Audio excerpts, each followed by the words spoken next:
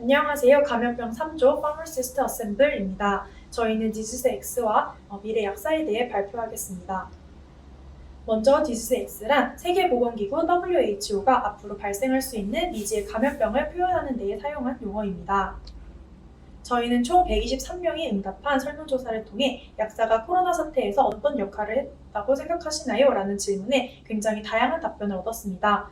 그중 약사에 대한 인식이 그냥 약 주는 사람이라거나 심각한 질병과 관련해 약국에서 의료 상담을 받지 않을 것이라는 등 부정적인 의견도 있었습니다. 이에 반해 백신 부작용이 발생 시 대처법을 알려줘서 좋았다거나 공적 마스크 제공자로서 역할을 해냈다는 등의 긍정적인 의견도 있었습니다. 그렇다면 2003년 사스부터 시작해서 2019년 코비드-19에 이르기까지 약 5에서 6년 주기로 감염병이 발생했는데 이런 감염병 상황 속에서 약사의 전문성을 활용한 환자 중심의 서비스를 지역약국과 병원약국 측면에서 자세히 다루어 보았습니다. 먼저 첫 번째 지역약국입니다. 저희는 크게 예방 단계, 초기 단계, 전파 단계, 그리고 그 이후로 나누어 약사가 해야 할 일과 앞으로 나아가야 할 방향성에 대해 이야기해 보도록 하겠습니다. 먼저 감염병을 예방하는 단계에서는 계절성 유행병에 대한 교육과 캠페인을 진행하여 감염병 예방에 대한 국민들의 인식을 높여야 합니다. 지피지기면 백전백승이라는 말처럼 감염병에 대해서 알고 있어야 예방이 가능하기에 먼저 인식 개선이 필요하다고 생각합니다. 감염병 유행 초기에 대해 살펴보겠습니다. 약국에서 의심 증상을 보이는 사람에 대응하는 가이드라인 개발이 필요합니다. 그 예시로는 다음과 같이 3가지가 있습니다. 첫 번째, 방문 환자들을 대상으로 하는 증상 관련 문진표를 배포하고, 둘째, 모든 약국에서 동일하게 적용될 의심 환자 방문 시 대처 매뉴얼을 수립해야 합니다. 또한 셋째, 감염병 환자가 다녀갔을 시 사후 대처 매뉴얼도 현실 상황에 맞게 수립해 놓아야 합니다. 또한 감염병 유행 초기에 확산을 막는 데 일조하는 역할을 할 수 있습니다. 감염병 의심 증상을 보이는 사람이 가장 쉽게 방문할 수 있는 장소가 약국인 만큼 증상에 대한 명확한 이해를 바탕으로 검사를 권유하고 초기에 감염병 환자를 빠르게 파악할 수 있도록 돕는 역할을 해야 합니다. 다음으로 감염병 전파 단계입니다. 현재까지 진행되었던 약사의 역할에는 공적 마스크와 신속 자가검사 키트 판매가 있었습니다. 약국은 건강보험 시스템이 연결되어 있어 중복 구매 방지를 컨트롤할 수 있다는 장점과 약사님들께서 병원체에 대한 정보나 방역 물품의 올바른 사용법 등을 제공할 수 있다는 장점도 있습니다. 다음으로 신속 자가검사 키트를 지속적으로 관리하고 판매하는 것도 약사의 역할이 될 수 있습니다. 약사가 사용법을 알리고 결과에 따라 검사를 권고하거나 확진 시에 대처에 관한 조언을 제공할 수 있습니다. 더불어 약사가 의학 지식을 가진 전문가인 만큼 환자에게 정확한 지식을 전달해 줄 수 있습니다. 앞으로 약사가 나아가야 할 방향성에는 방역 물품 공급과 약국 내 감염병 확산 방지, 일반 의약품 판매 모니터링이 있습니다. 공적 마스크, 손소독제 등 방역 물품 공급을 통해 방역의 불평등을 완화하기 위한 역할을 약국에서 할 수 있습니다. 그리고 약국 내 약 복용 금지, 약사들의 니트릴 장갑 착용 의무화, 주기적인 소독 진행 등을 통해 약국 내 감염병 확산을 방지해야 합니다. 다음으로 약국의 데이터를 기반으로 일반 의약품 판매 모니터링을 실시하여 앞으로 유행할 질병의 예측에 활용할 수 있을 것입니다. 모든 약국의 일반 의약품 판매 데이터를 포스 프로그램을 통해 수집하여 판매량 분석을 통해 예측한다면 감염병 확산 전에 대비책을 마련할 수 있습니다. 이는 캐나다에서 성공적으로 활용된 바 있습니다. 다음으로는 백신에 대한 정보 제공과 부작용에 대한 정보 제공입니다. 이는 국민들에게 정확한 정보 전달이 가능할 수 있도록 하기 위함입니다. 백신에 대한 정보 제공의 예시로는 백신과 관련된 용어, 접종 스케줄, 금기 사항 등이 있습니다. 이를 위해 CDC, 식품의약품안전처 의약품 통합정보 시스템, 약사 보수교육과정 등을 활용하고 추가적으로 환자들에게 공통적으로 제공되는 소책자를 개발해야 합니다. 또한 수강 동료를 위한 인센티브 마련과 약대 6년제 교육과정 중 감염병 및 백신 관련 커리큘럼 조성이 필요하다고 생각합니다.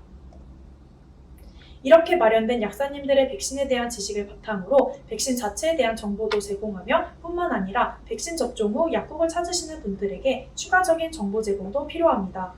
예를 들어 다제약물 복용 환자에게 약물 상호작용 관련 정보를 제공하고 접종 이후 발생 가능한 증상 및 대처 방안을 고지해 주는 것입니다.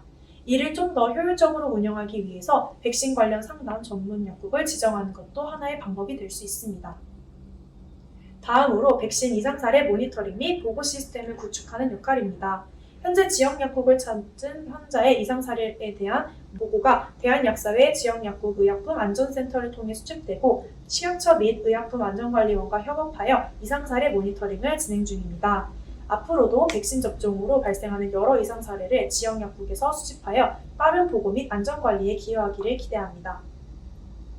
약국은 가장 낮은 문턱을 가진 보건의료기관이며 DUR 알림 및 서비스가 있어 지역 약국을 방문하는 환자의 증세 및 양력 데이터베이스를 구축할 수 있습니다.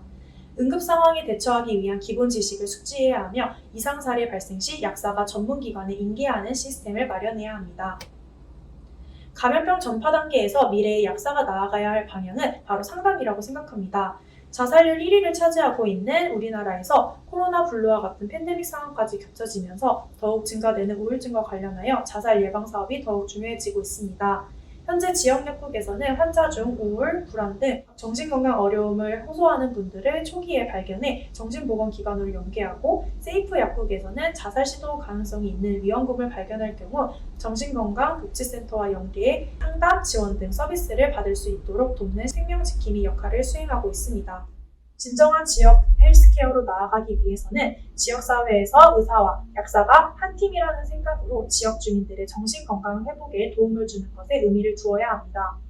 또한 이렇게 시행되고 있으니 지금보다 더욱 홍보가 되어야 합니다. 추가적으로 빅데이터 관리 앱을 이용하여 환자 맞춤 복약 상담을 진행하여 발전해 나가야 합니다.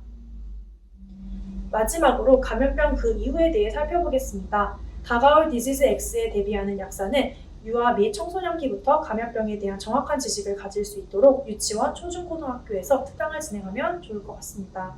또한 약사 선생님들 간 커뮤니티도 활성화되어 지식을 나눔하고 약사에 대한 교육 또한 끊임없이 이루어져 발전 있는 약사 사회가 지속되면 좋겠습니다. 이러한 일련의 과정들을 통해서 감염병이 출현했을 때 국민들이 약사를 신뢰하여 약사를 찾고 약사와 상담하고 약사가 국민들에게 큰 힘을 줄 수 있는 사회가 되었으면 하는 바람입니다. 다음은 1, 2차 병원보다 암, 급성 신질환 등 보다 치명적인 질환의 환자를 다루는 병원 약국에서 감염 전문 약사로서 수행할 수 있는 역할들을 살펴보겠습니다. 첫째로 텔레파마시입니다. 텔레파마시란 비대면 약료를 뜻하며 병원 약국에서는 이를 감염병 퇴원 환자의 비대면 상담 및 추적 관찰을 위해 수행할 수 있습니다. 텔레파마시를 통해 감염병 치료 후 해당 환자의 후유증 파악 및 관리, 퇴원 시 처방 환자의 복약 수능도 확인이 가능할 것이고 또한 이때의 상담 내용을 바탕으로 의료진에게 환자의 약물 조정을 공고할 수 있을 것입니다. 또한 이와 같은 추적 관찰 내용을 바탕으로 감염병의 약물요법 연구에 기여할 수 있을 것으로 보입니다. 앞서 말씀드린 텔레파마시는 퇴원 후 전화상담 등 이미 어느 정도 병원 약국에서 행해지고 있습니다만 전화상담 등 조제 행위 외 수가는 책정되어 있지 않아 이에 대한 수가 신설이 필요하다고 생각했습니다. 실제로 수가 신설이 필요한 항목에 대해 조사해서 퇴원 환자 복약 지도가 우선순위로 뽑히기도 했습니다. 다음으로 가이드라인 설정 및 배포에 대해서 살펴보도록 하겠습니다. 이 중 먼저 살펴볼 것은 치료제 가이드라인입니다. 미국의 경우 이번 코비드-19 사태에서 약사들이 코비드-19 치료 가이드라인에 공동 저자로서 참여한 바가 있습니다.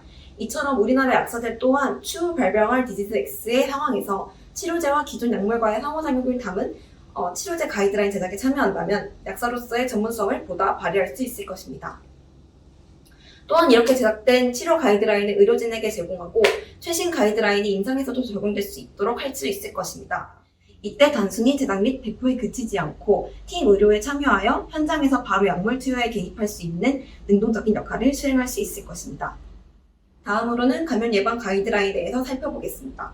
2015년 메르스 사태의 감염병 유행은 여러 국내 의료기관의 취약한 감염 관리 환경이 주된 원인이었습니다. 이와 같은 일이 다시 발생하지 않도록 감염 전문 약사는 감염관리위원회의 일원으로서 활동하며 환자 직원 간의 감염 질환 전파 예방을 위해 감염관리 업무에 참여할 수 있습니다. 그 일환으로 무균 조제 지침, 손위생, 감염질환 직원의 격리 등 감염 예방 지침에 대해 가이드라인을 제작하는 데에 참여하며 또한 이를 원내에 배포하는 데 기여할 수 있습니다. 이때 제작된 가이드라인에 기반하여 감염병 대응 모의 훈련에 참여하거나 병원 직원을 대상으로 예방접종 지침을 마련하고 약제를 공급하는 역할을 수행할 수 있을 것이며 이러한 지침 마련을 위해 전문 약사 연수 과정에 백신 관련 내용을 추가하여 약사 직능을 확장시키는 데 기여할 수 있을 것입니다. 다음으로는 항생제 내성 관리에 대해서 살펴보도록 하겠습니다. WHO 가이드라인에서는 마일드 투 모더레이트한 코비드-19 환자에게 세균 감염이 발생하지 않는 한 항생제 사용을 추천하지 않는다고 하였습니다. 그러나 그럼에도 불구하고 입원한 코비드-19 환자 중 무려 72%나 항생제 처방을 받은 바가 있습니다.